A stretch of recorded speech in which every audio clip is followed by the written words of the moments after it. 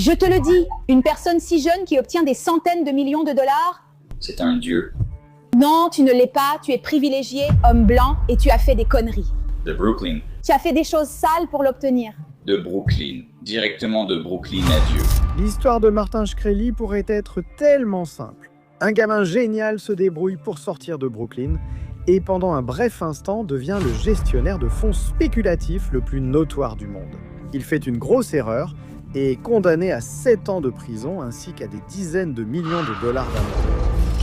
Il est finalement libéré en 2022.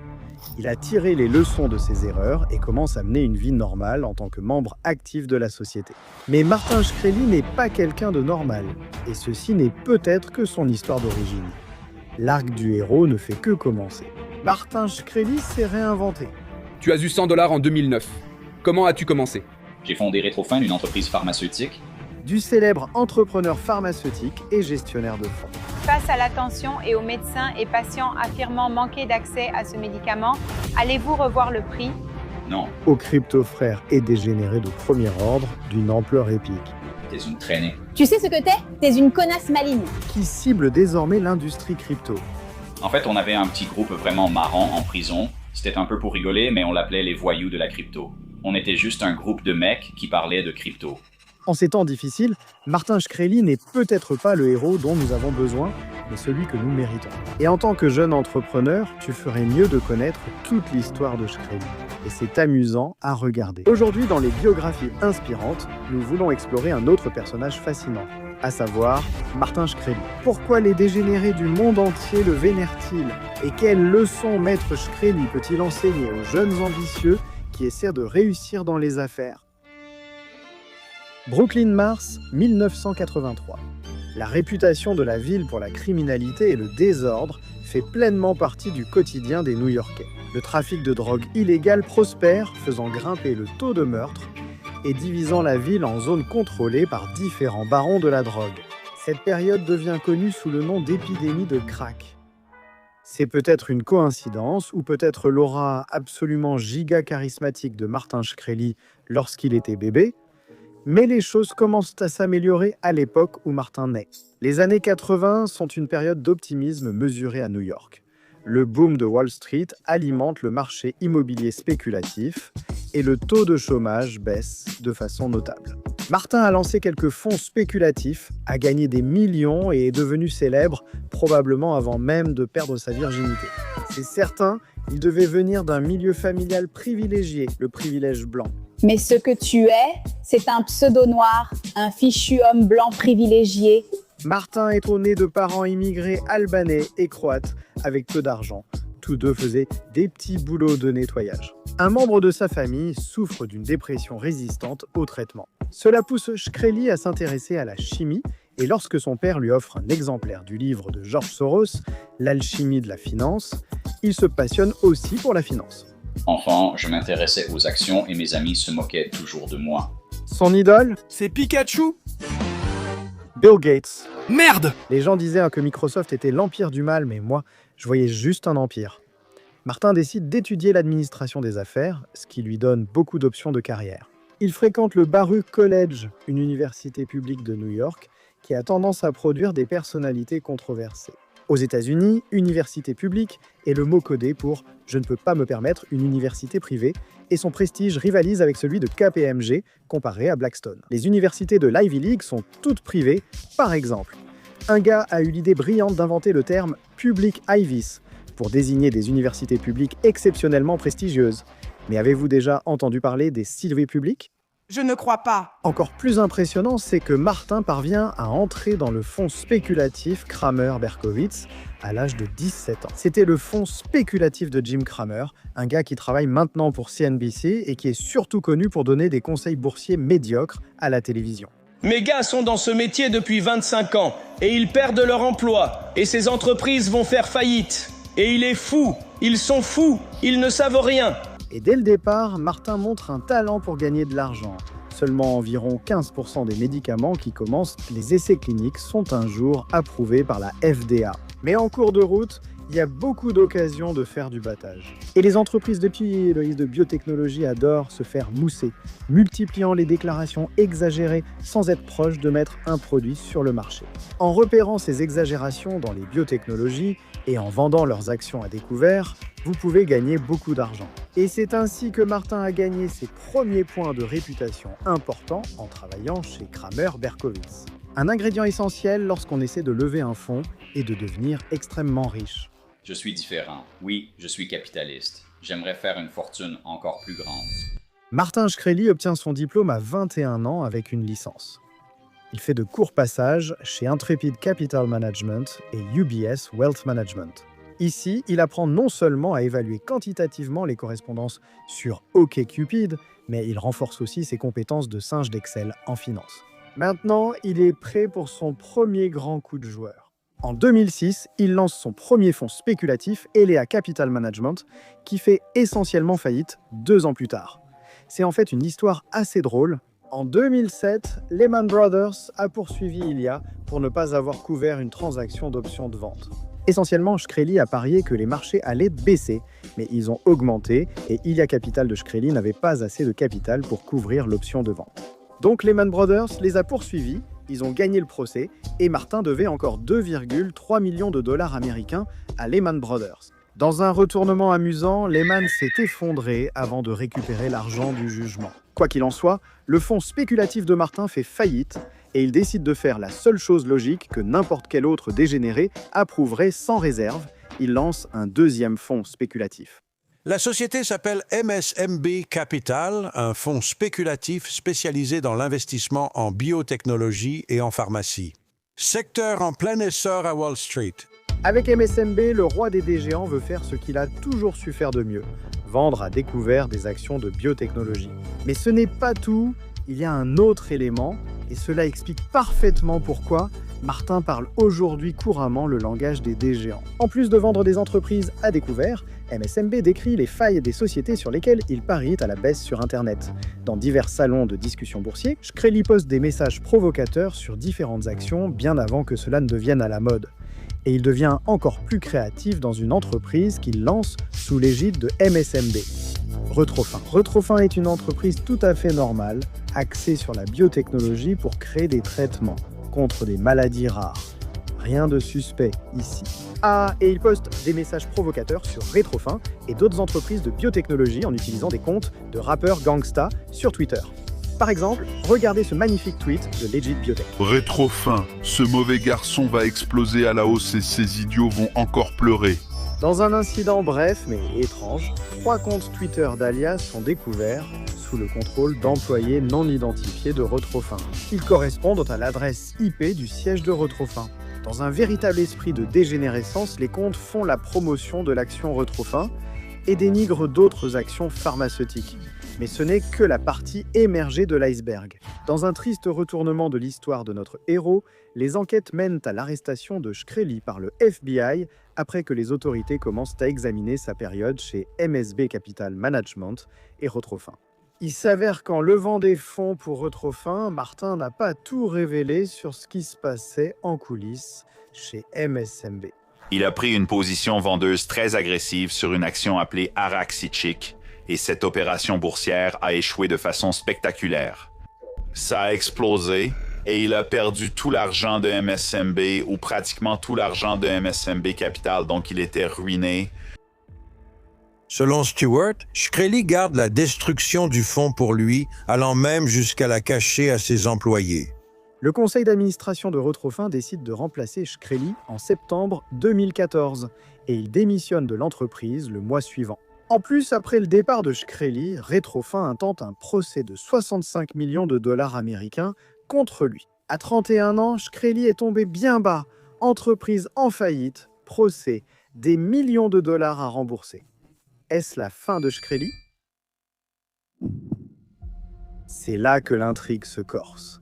Son prochain coup va à jamais asseoir son statut d'investisseur de niveau S et de dégénéré d'une ampleur épique. Un véritable Steven Schwarzman pour les masses, quelqu'un auquel les gens ordinaires peuvent s'identifier. Shkreli fonde sa prochaine entreprise, Turing Pharmaceuticals, au début de l'année 2015. Dans une décision controversée, Turing acquiert le médicament Daraprim auprès d'une autre société pharmaceutique pour 55 millions de dollars américains. Un mois plus tard, il augmente le prix du médicament de 13,50 $ par comprimé à 750 dollars américains.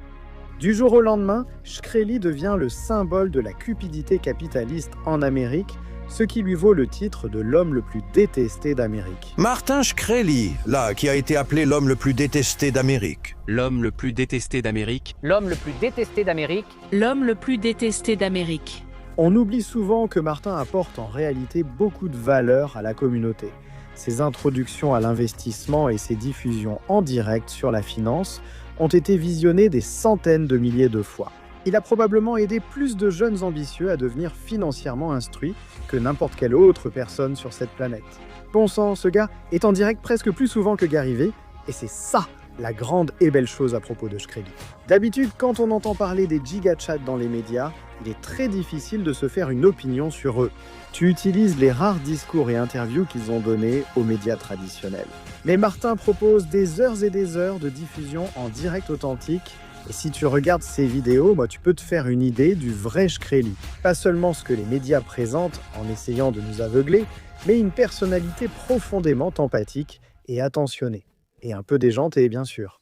Ouais, que le New York Post et toi alliez vous faire voir. Ne raconte pas de conneries. Tu l'es, Jason. T'es un petit fragile. Eh bien, je suis un génie et je suis riche. Moi et d'autres personnes intelligentes et puissantes. Toi et d'autres pauvres idiots sans aucun pouvoir. Je m'en fous de ton boulot. Va te faire voir avec ton boulot. Personne n'en a rien à foutre de ton boulot. Et l'augmentation du prix du médicament Daraprim. Est-ce vraiment juste un geste égoïste d'un capitaliste sans scrupules, comme le décrivent les médias traditionnels, ou y a-t-il autre chose derrière, Bob? Un seul producteur fabrique le Daraprim car ce médicament n'était pas rentable, donc à ce rythme, il risque de ne plus y avoir de producteurs bientôt.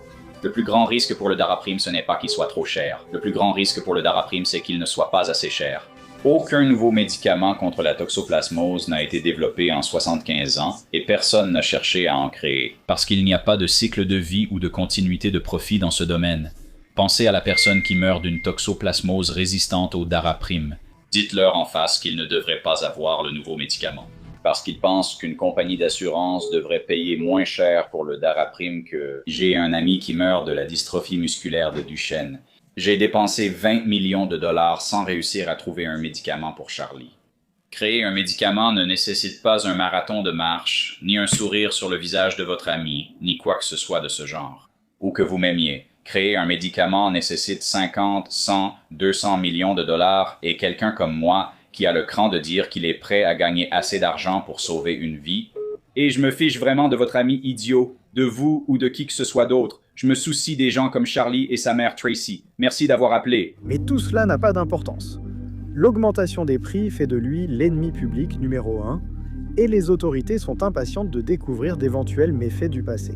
Pendant toute cette période, on a l'impression d'assister à un drame qui se déroule sous ses yeux.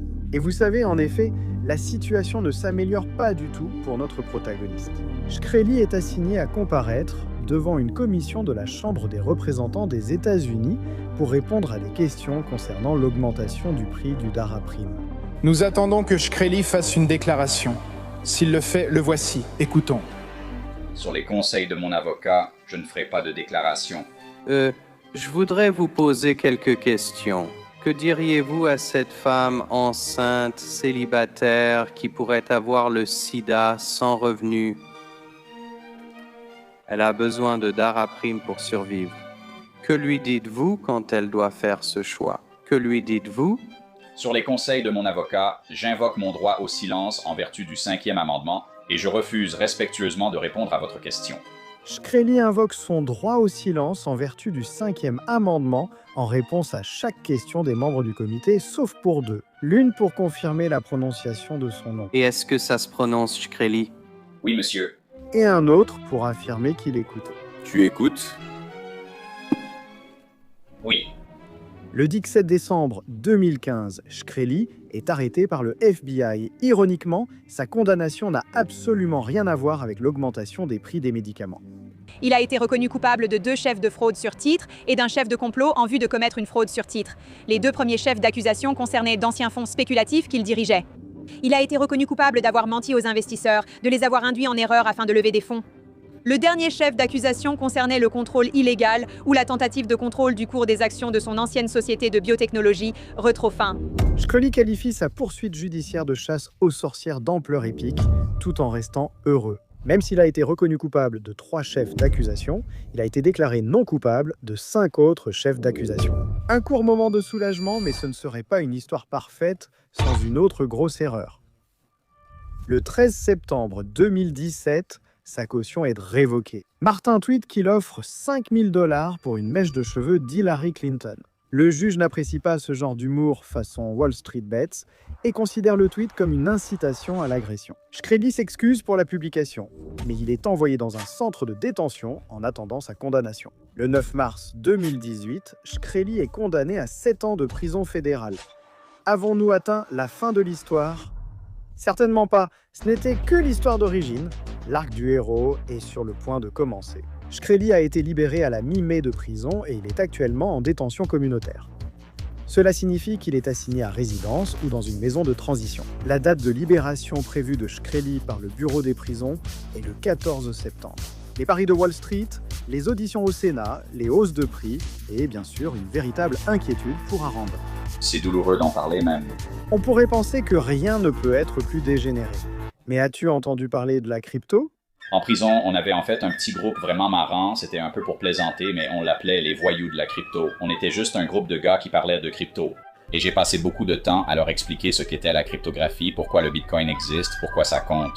Genre, pourquoi c'est utile, pourquoi c'est intéressant. Shkreli a acquis de vastes connaissances en crypto et a souvent suggéré après sa libération, lors de diffusion en direct, qu'il s'impliquait dans des DAO et entreprises crypto. La crypto reste l'un des domaines les moins réglementés de la finance. Et Martin est probablement l'un des types les plus surveillés dans la finance. Tu vois ce que je veux dire, enfin. En plus, Shkreli reprend exactement là où il s'était arrêté. Diffusion en direct, délire sur Twitter, session AMI sur Wall Street Bets. Et par les temps qui courent, avoir une énorme communauté dégénérée se transforme directement en pouvoir grâce à différentes formes de démocratisation de l'investissement individuel. Et je sais ce que mes camarades Babybacks pensent en ce moment. Kevin, comment puis-je devenir plus comme Shkreli ? Pour commencer, Shkreli possède une connaissance incroyablement approfondie dans plusieurs domaines. C'est ce que j'appelle toujours un polymathe dans mes vidéos. C'est le juste milieu entre être un spécialiste d'un seul domaine et un généraliste, et c'est ce que vous devez viser. Pour Shkreli, ces domaines sont au minimum la pharmacie, l'investissement, la crypto et League of Legends. Et une autre leçon de Shkreli, construisez vos rêves en public. Combien d'entre vous veulent que tout soit parfait avant de publier quelque chose en ligne ? Avoir l'air impeccable avant d'allumer la webcam ? Merde à ça ! Martin est la définition de rester authentique, d'apprendre en avançant et surtout de ne pas en avoir rien à foutre de ce que pensent les autres. Ces qualités associées à une bonne dose d'anti-TDAH ont probablement permis à Martin d'en arriver là où il est aujourd'hui. Et en tirant parti de ses compétences divinement uniques, qui sait quels grands exploits le dieu de la décadence va chercher à accomplir ensuite. Je parierais que Martin fera quelques mouvements en crypto, mais la plupart de ses grands coups seront dans le secteur pharmaceutique dans les prochains mois et années. Mais qui sait ? La seule chose dont nous pouvons être certains, c'est que l'histoire de notre héros commence seulement à entrer dans la partie principale du récit. Il reste 2 ou 3 minutes ici, voyons les cheveux, ça va? Les cheveux sont en place, comment ça va? La chemise c'est bon Bernie, ça va derrière, 90 secondes. Salut à tous, bienvenue à la présentation de Druglike, c'est mon nouveau projet Web3, merci d'être venu. J'ai travaillé dessus même en prison, surtout depuis ma libération. C'est une nouvelle plateforme Web3 pour la découverte de médicaments. Nous venons de publier ce communiqué. Projet passionnant sur lequel je travaille depuis longtemps. J'utilise depuis longtemps des logiciels de chimie computationnelle pour découvrir des médicaments. Voici une protéine. Les rubans verts représentent la protéine. À l'intérieur de la protéine, vous pouvez voir un médicament. Voici le médicament que je mets en évidence. Ce genre de logiciel est normalement très cher. Notre concurrent facture 50 000 $ pour utiliser un logiciel comme celui-ci. Nous l'avons rendu gratuit, et non seulement cela, mais il est aussi disponible sur le web maintenant. Vous pouvez donc accéder à ce site dès maintenant et commencer à travailler sur des médicaments habituellement très chers. Bref, c'est le projet, c'est la révélation d'aujourd'hui, et j'apprécie vraiment votre attention et votre intérêt. Vous entendrez beaucoup parler de DrugLike, j'espère, très bientôt. Pourquoi utiliser la blockchain pour ça? Oui, en fait, je suis content que vous posiez cette question. Si vous vouliez faire un criblage d'1 milliard de composés, vous ne pourriez pas vraiment le faire sans un cluster d'ordinateurs. Donc, vous pourriez utiliser AWS, mais AWS a sa propre marge bénéficiaire, et le problème avec AWS, bien sûr, c'est que vous êtes dépendant d'un fournisseur. Vous avez beaucoup de problèmes avec, vous savez, leur marge, leurs coûts. Aussi, l'approvisionnement, je veux dire, la nôtre est une sorte de solution en un clic, donc il est très difficile de vraiment provisionner AWS. Même avec l'argent, il faut une expertise en développement que peu de chimistes possèdent. Ici, il suffit de pointer et cliquer, d'où l'intérêt. Donc, oui, les mineurs de la pièce gagneront la pièce, et les personnes qui veulent qu'un travail soit fait paieront avec la pièce, en essence. Et vous pouvez payer en Ethereum ou en Bitcoin, ou vous pouvez utiliser notre jeton natif, MSI. Oui, n'importe qui dans le monde peut décider de lancer un projet. Imaginez une association contre le cancer du sein lançant un projet pour une protéine liée à cette maladie et recevant des dons du monde entier. Du temps de calcul pour identifier la petite molécule la mieux adaptée à la protéine, ce qui peut se faire via un calcul bénévole. Et voici la poche PIB de Keras. Je crois que les ligands du PIB pourraient fonctionner pour Keras, mais c'est un autre sujet. Plusieurs entreprises ont créé des analogues du PIB. Beaucoup rejettent cette approche et cherchent un inhibiteur d'interface du dimère, ce que j'ai aussi étudié. C'est un des saints grals de l'industrie pharmaceutique. Et pourquoi pas vous? Pourquoi le spectateur actuel ne serait-il pas vous? Ce serait le premier médicament inhibant cette enzyme. Peut-être que votre ordinateur y arrivera. Vous pourriez obtenir le brevet, développer le médicament et le vendre à Pfizer pour $1 milliard. C'est l'espoir.